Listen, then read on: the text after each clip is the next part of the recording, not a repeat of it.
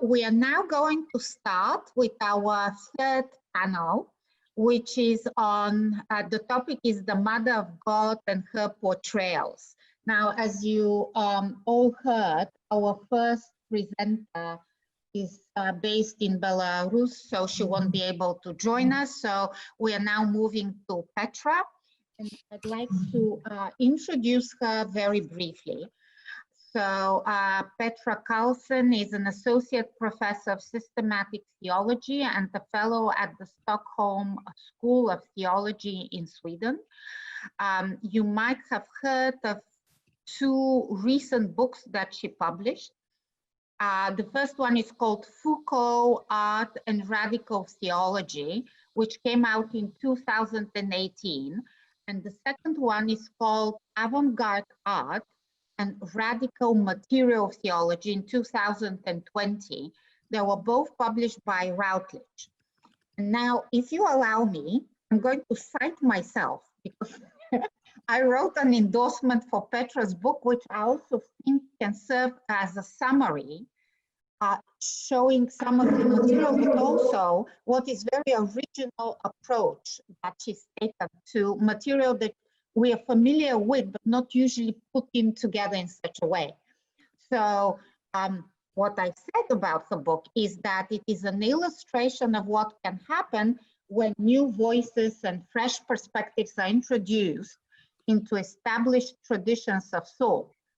By inserting Lyubov Popova, one of the most important women artists of the Russian avant-garde, into the tradition of radical theology, Carlsson reframes theological ideas in ways which allow her to engage directly with current political and ecological issues.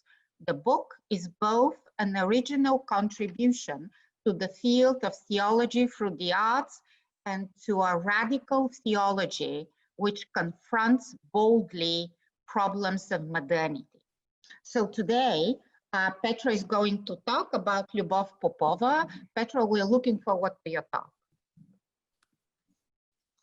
Thank you so much. And thank you for that introduction, Clemena. And I must say, I'm really impressed with this workshop and the people that you have gathered. I wonder, in a way, I think we can thank Corona for it, but maybe not. I don't know, but it's just an impressive workshop. And I feel really humbled to be a part of it, and also thankful, of course. I want to say that I've been reading the program very carefully and decided to listen to all the recordings because I will be teaching partly tomorrow, so I won't be able to listen to everything. I'm really looking forward to that. I will tell you a bit about the book that Clemena mentioned because it just came out last week, actually. Or, yeah, I mean, I know you read it a while ago, but I think it did come out last week. Or, yeah, I haven't even gotten the copies yet, anyway. So I thought in this setting where some people may be interested, I'll just tell you a bit briefly about it and go a bit deeper into just one argument. But as I know that Ludmila will keep an eye on the watch, I will be brief, I promise. Okay. So part of my work as a systematic theologian has involved writing in the borderland of between theology and art. And that means dealing with a deeply rooted Western dichotomy between the material and the spiritual. To many in Western Christian parts of the world, the very idea that a created material object could contain spiritual reality and not just spiritual meaning is contradictory. As a historian of technology, Lynn White Jr. wrote in a groundbreaking article in 1967, to a Christian, a tree can be no more than a physical fact. White famously argued that the inherited and often unconscious Christian worldview, according to which nature is placed under the dominion of man, is a key to understanding the disastrous development of our environmental history. So he suggested that the very notion of a sacred tree is outlandish to the very ethos of the West because Christian missionaries have been chopping down sacred trees for 2 millennia to show that from a Christian viewpoint, the assumption of a spiritual reality in nature is idolatrous. White argued then that to handle the ecological crisis, we must look at the presuppositions that underlie Western technology and science, the Western Christian God-man-nature relationship being one of those presuppositions. In his words, more science and more technology are not going to get us out of the present ecological crisis until we find a new religion or rethink our old one. White's article has been criticized for its sweeping interpretation of Christianity, and its overall ambition has also been developed by many. Nevertheless, apart from that possibility of getting us out of the environmental crisis, rather than just handling or mitigating its consequences, his reasoning is still pertinent and applicable today. And I myself belong to those who believe that White has a point. So in this book that just came out last week, I try to add to the rethinking of the very foundation of Western Christianity, just as White requests. And in that book, I do so by inviting Russian constructivist, avant-garde artist and thinker Lyubov Popova into the sphere of theology, theopolitical theology, and eco-theology. Let me at least show you what she looks like. That's like half of her, because she's side by side with Stepanova, I think, in that image. So that's why she's so happy she's with her friend. Anyway, Popova is, of course, from a cultural and theological sphere with a different history as regards the relationship between the material and the spiritual than the Western culture that White critiques. And she's also from a time in history, a time of scarcity and need, that shares our desperation for new ways of thinking and living. I first encountered her art theory perspectives when I read about Malevich while working with my previous book for Co-Art and Radical Theology, and I felt that her contribution invited a next step. Many of you who are present at this workshop opened this fascinating field for me, especially Klimena Antonova's reading of Florensky and the reverse perspective play an important part of the argument in my book. My previous book ended in a radical theology of marvels and actions. I followed Foucault through art history, and I sought to, with him, view the world as a surface of appearance, a surface with nothing beneath or above, yet in itself a plane of infinite complexity. The world seen as a surface, instigating awe, humility, and respect for difference, making up a kind of reality of the mystery of things.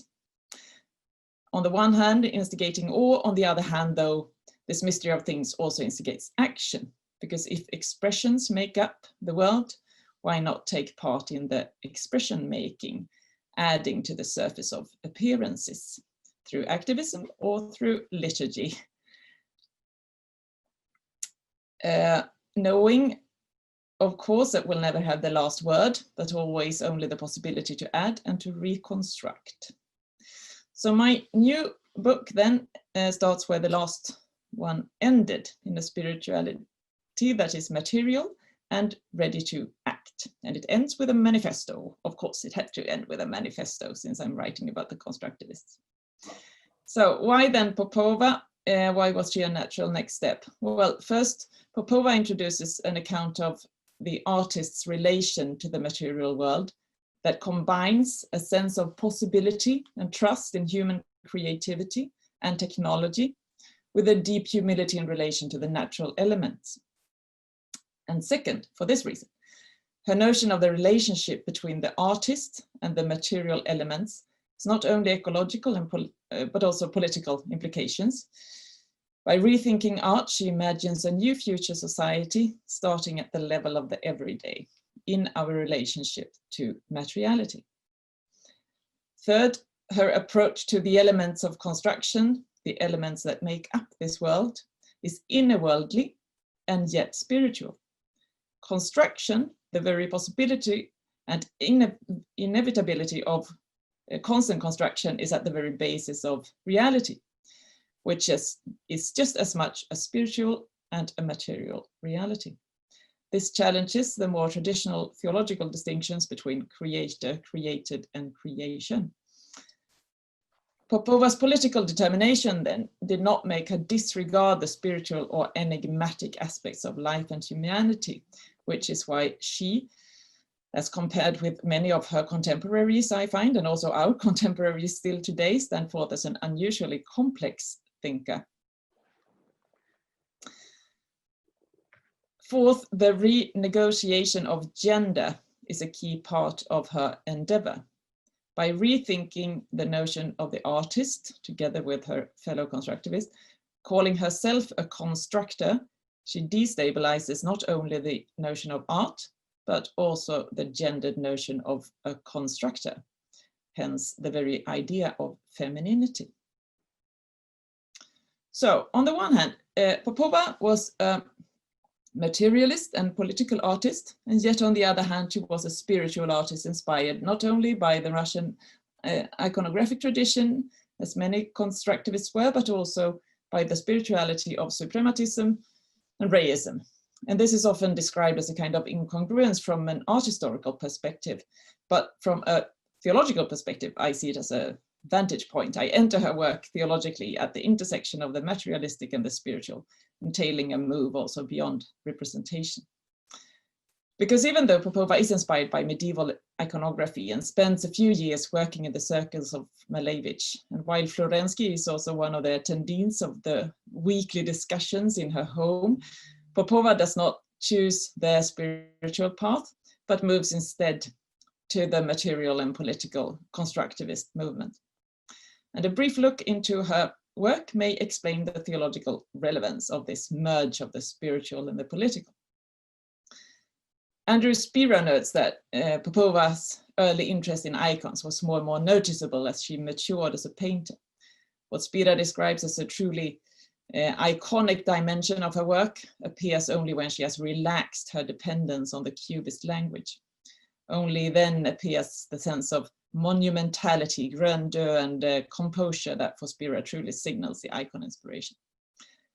While I agree with Spira that Popova's later work, her painterly architectonics, more confidently occupies a canvas than her earlier Cubist work, I find another aspect of her icon inspiration more pertinent and more interesting for my purposes. Spira underlines that the significance of geometrical shapes in icons is not merely symbolic, but stems from the tradition of understanding the complexity of the phenomenal world by seeing it in terms of the coherent numerical relationships that inform it. All numbers multiply and modify the number one, the unity that makes up the common subsistence. The regularity of the diverse shapes points towards that unity. And Spira notes an equivalence to this unity in diversity in one of Popova's paintings, a painterly architectonic series. He suggests that the different geometrical shapes, you see it on the right there, while striving in different directions, the black square enlarged, stretched out diagonally, and the lighter black and the red hidden, almost disappearing beneath the expanded black, nonetheless, they constitute together a congruent and a harmonious whole as a painterly composition. And to Spira then, there is, in short, a unity of diversity in Popova's painting, just as in the icon Christ in Majesty, for example. In my book, though, I reach for a theology beyond that notion of political theology that remains dependent on the sovereign force understood as the one. I turn to art because it is concrete, hands-on, and inspires theology to be likewise. Art inspires theology to be a doing rather than a being.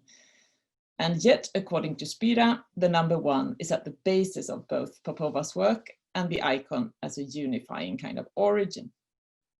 But perhaps there is less of a unity in the iconographic technique itself than Spira suggests, a technique later deployed by the constructivists.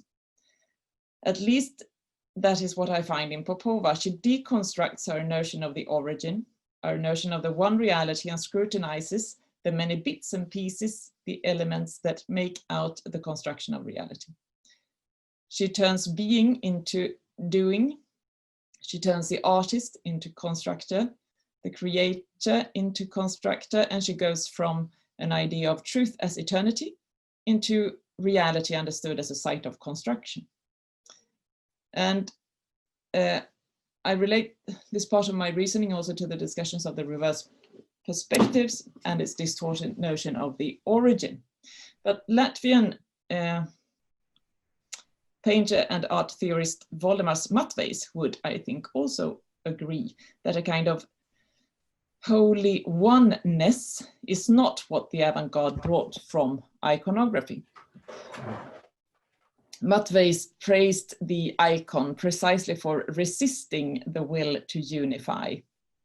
The icon mixes high and low.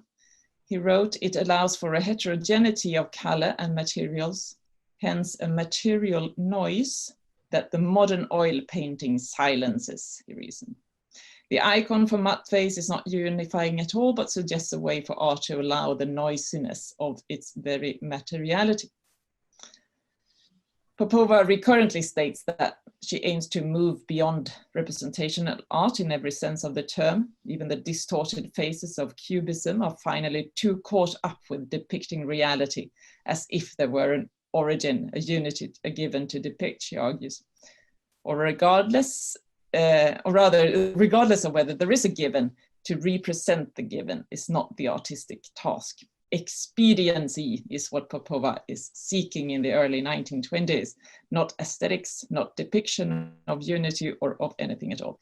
Expediency, meaning the purposiveness, functionality, or formed in relation to a goal, as an often used concept among the Russian constructivists at the time. To represent the past is not what they are up to, because they need to construct a livable future society. She needs an art that functions, that does something rather than just is. Reality to Popova is a site of construction, and she is one of its constructors. And I find actually she invites us all to be constructors. If only we pay close attention to the material world and approach it with humility and the deepest respect. I find, in other words, that the constructivist art, especially as expressed in the work and thought of Lyubov Popova, introduces us to a way of thinking that challenges Western ways of thinking ecology and theology, and that does so on basis of iconographic wisdom, a wisdom that is haptic rather than optic. In a 1919 statement in the exhibition catalogue for the 10th State Exhibition, Non-Objective Art and Suprematism, Popova lists the characteristics of art that the exhibition aims to turn away from. These characteristics are all represented under the rubric, not painting, but the depiction of reality. Her dense statement holds several keys to understanding the transformation of the very artistic activity that she, as a part of the wider Russian non-objective movement, is after. Representationalism, representational art that depicts and affirms reality as it experienced by the subject, or in accordance with ideals, belongs to the past. Painting is instead an architectonics activity that aims to construct, to transform and create the new. And in the few years to come, the theoretical framework of Popova develops. 1921, she writes, "This is the opportune moment to create, out of the constant old elements, old only because in the end we only have the same concrete matter, but a new organization of these elements is created." So this loss of origin, the leaving behind of representation, opens the old elements to construction for her.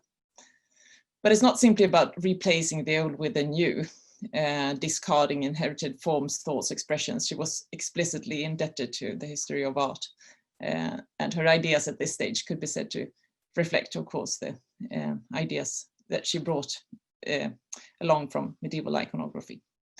The intent was to change how the cultural and physical material with which she worked was viewed.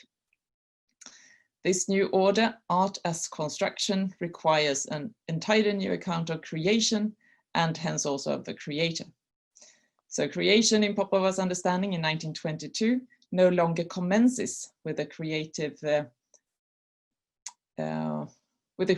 but is already at work in the relation between the elements.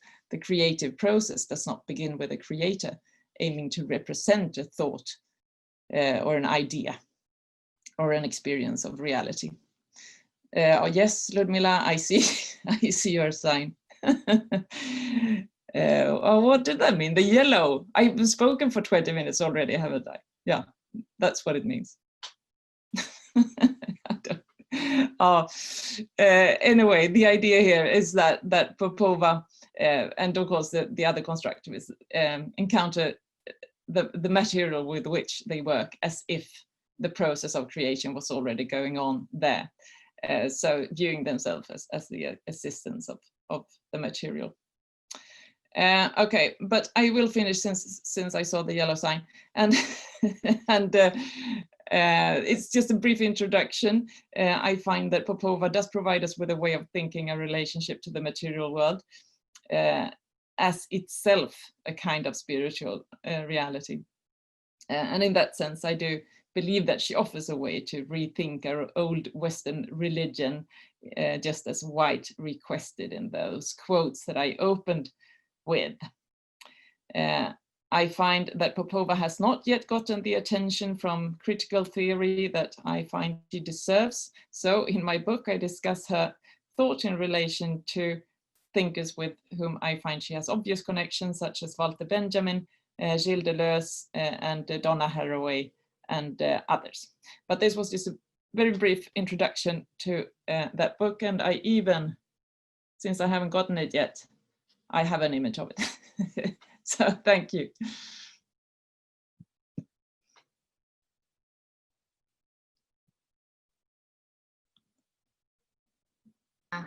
Petra, thank you very much. I think that this was, as I said, I thought generally your approach to this important avant-garde artist is extremely original. So I'd like to ask if there are any questions from the audience. Let me see, there's someone here.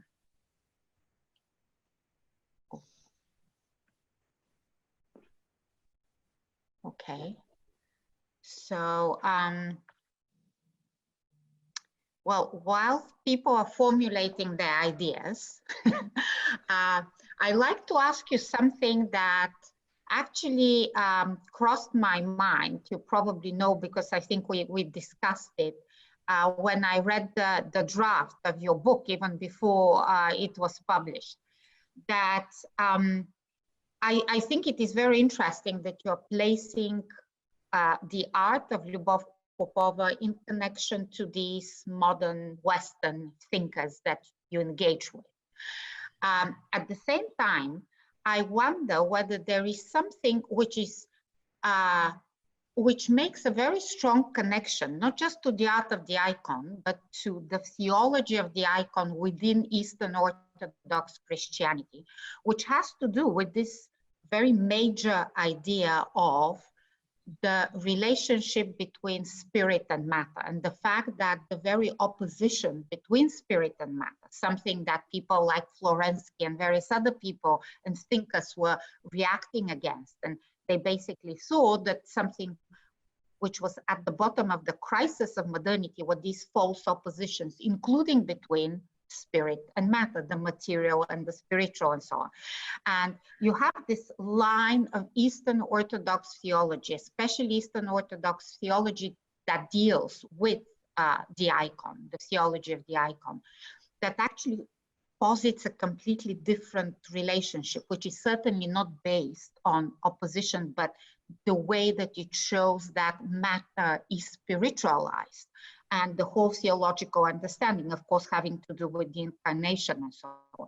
And I just wonder whether it is at all of interest to you if you see the art of Popova also within this sort of more Eastern Orthodox context. So this is just not your main point of interest here. No, that it has, to me, I feel that the art of Popova has opened the Orthodox world and also liturgy for me in a sense, because I sense that that kind of deep respect for the material and also for the very concrete and kind of, I mean, the details and in the details of the matter with which she works. She has this entire course in Moscow going for a year only on color, and like not color as stretched out on a plane, but color itself, you know, and that kind of deep respect for the material world, I find to me has also opened the Orthodox liturgical approach and also liturgical theology. I mean, to me, those two go quite closely together, and also in the sense of the art as a constructor. To me, also has relations to the priest as a performative, the liturgy as performative rather than representative. So rather than recreating an experience that she has had on the canvas, she constructs something in relation to the element. And similarly, to lead the liturgy can be to perform spirituality in a material sense, rather than to represent or retell it, or which I think is the Western way of often staying in that kind of dualism between materiality and spirituality, and also then between doing and thinking. Yeah, I think what you say is interesting, because I just saw that Tatiana Levina has joined us here. Tatiana, hello.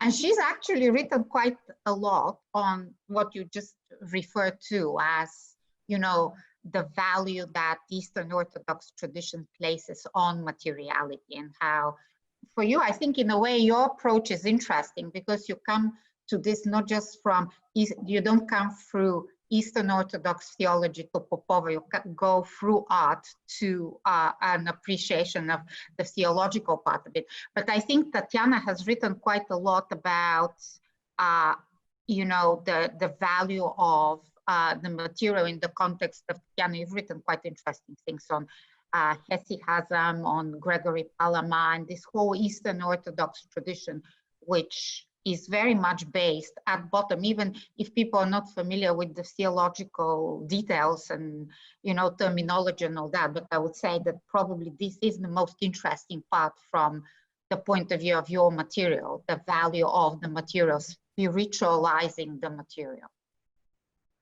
It also just so happened that right after I had been digging into Popova and the avant-garde Russian art, I started also teaching Orthodox priests to be at my school. So that, and then it all kind of, and then I realized that it all went very well together. Oh, we have a question here. Professor Lidov. Oh, yeah, well, if you want to go ahead and probably... Yes, I would like to pose a question, yes. Okay, well, you can, yeah, let's hear your question, and then we'll have Lilia. Okay, unfortunately, I missed a big part of your paper because of technical reasons. Well, but I just would like to ask you, do you think that they understood what the real icon means? They were familiar well with the the Eastern Orthodox theological tradition? Naturally, it's quite obvious that they tried to use icons as a source of their inspiration, but probably or possibly without understanding of its spiritual meaning and its real function. For example, the function as the mediating space. What do you think? So you truly believe that they understood the matter? In a way, no. I mean, I don't think that they understood theoretically. What I find fascinating, though, is that by going into the technique rather than the theory, the hands-on kind of haptic work rather than the theological aspect, it seems to me as if a wisdom was brought out that also had to do with that kind of deepest Christian Orthodox kind of respect for the created world, and also for the spiritual presence in it, and for the reflections of the divine in that sense. And so I'm not arguing, because I don't see that there are any signs of them going deeper into theology. So in that sense, I would say no, they probably didn't really know what they were doing. But with that said, I still want to say that precisely because it was a doing and they did know the doing. And so it was a kind of bodily learning, I think, and a learning by the technique that also brought them into a theology that, in a sense, I mean, many of them would not want to be connected to that, of course, even. Popova was a bit more open to the spiritual, but that was also more the kind of suprematist and rayist kind of ideas. So in that sense, I mean, she wouldn't want to be connected to a kind of Orthodox theology in that sense. But to me, reading it as a theologian today, I can see that something has been transmitted of theological wisdom. So that's also my argument. Yes, I'm very pleased that you have some doubts. And would you agree that they just wanted to destroy the previous tradition? And in a way, a previous way of thinking and traditional cultural values, and just saw in icons and the kind of theology of icons. I'm not sure that they were aware about the matter, but they had an idea. But just saw in it a kind of their ally in the destruction of the previous world. Yeah, I definitely think that there was some were more kind of aggressive in that sense, wanting to truly kind of cut off the bonds with the past. Whereas, and that's also why I chose to go into Popova, because I don't find that in her, because I mean, she does travel to all the places where she can view icons, and to the churches, and also, of course, in Renaissance art, and that which she spends a lot of time studying. But so there's a deep respect for history in her work. But then I would agree with you that there is also that aspect of like just wanting to get away with the old and to start the new, that I also think there is some risk involved there, of just a new kind of totalitarianism, or you just fall in love with your own ideas or so. But I thought that was really interesting. I wanted to ask you yesterday, but now maybe Clemena has another one who should. Well, I think we can actually come back to that a bit later, but I just don't want Lilia to wait for too long with her question. Lilia, would you like to ask your question now? Yeah, I'm not waiting, I'm listening, and I'm enjoying the discussion. So no, but we also want to hear from you. Well, yeah, and maybe first to answer to Professor Lidev's question, at least one artist that I'm studying will respond in the affirmative, and that is Vasily Kandinsky. So tomorrow, maybe if Professor Lidev joins us, I will specifically answer the question, did they want to destroy in a negative, and the question, did they know what the icons meant so in the affirmative was the yes. And I could even say that there's that quote from Kandinsky where he says, I do not want to destroy the past. And just as Christ said, I did not come to destroy the laws of the prophets, not to destroy, but to fulfill. but that's away from the topic of Petra's paper. And fascinating paper, thank you so much. And as soon as our conference is over today, I'm going to search for your book. And I'm sure the answer to my question is in your book, but before I get my hands on it, I wanted to ask you if you could possibly speak more to some factors that triggered Popova's shift from that connection to Malevich and Reyonis and that inspiration from iconography to this more politicized view of art and her constructivist style. Yeah, maybe I'll have a follow-up question if necessary, but please. No, that's really, I find that fascinating too, but that kind of switch and what happened. She never seemed to go all, I mean, she's, when it comes to the shapes and compositions, she's obviously inspired by Malevich for a while, but she has too many colors, and the colors also affect each other on her canvases, so that you can sense that there's always like a relationship between the red and the black, so that the red turns a bit blacker when they approach each other. You know, there's a kind of dynamics going on always on the canvases, whereas Malevich, of course, has this idea of just transmitting the forms, and he's a Platonist in a sense, you know, or just also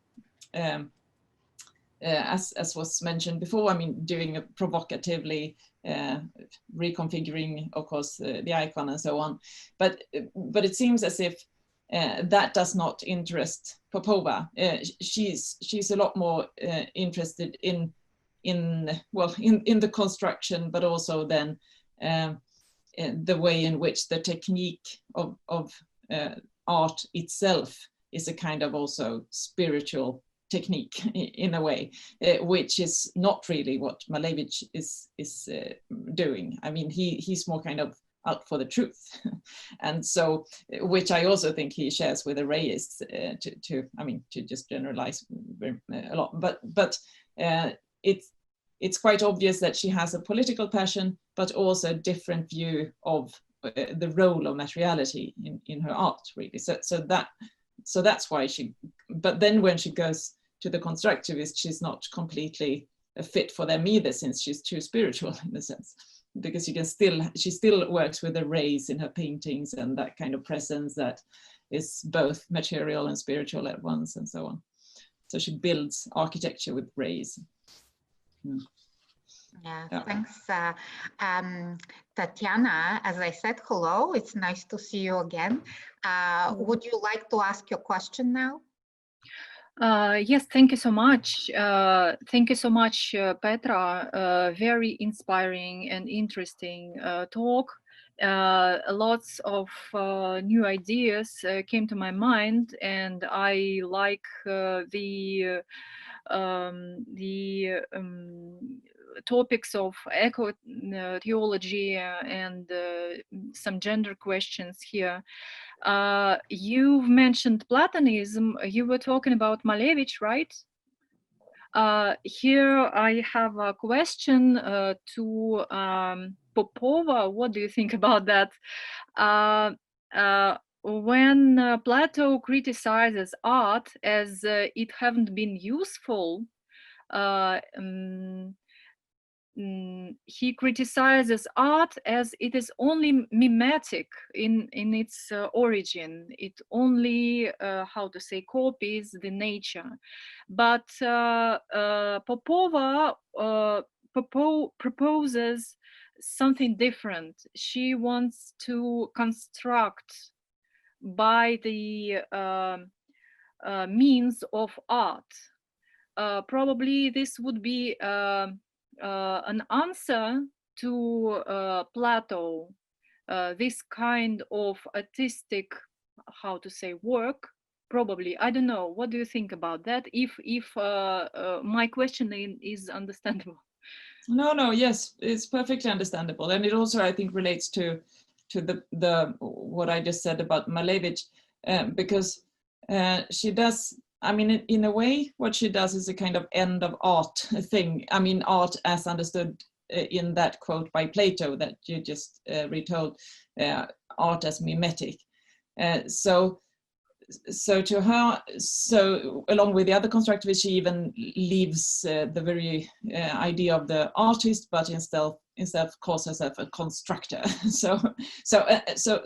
And that I think, and it's really interesting to read both her own letters and when she struggles with finding this new identity of art. So what is art then? And when she's asked to make a scenography for a play, which is one of her most famous pieces, and it turns into a marvelous avant-garde installation.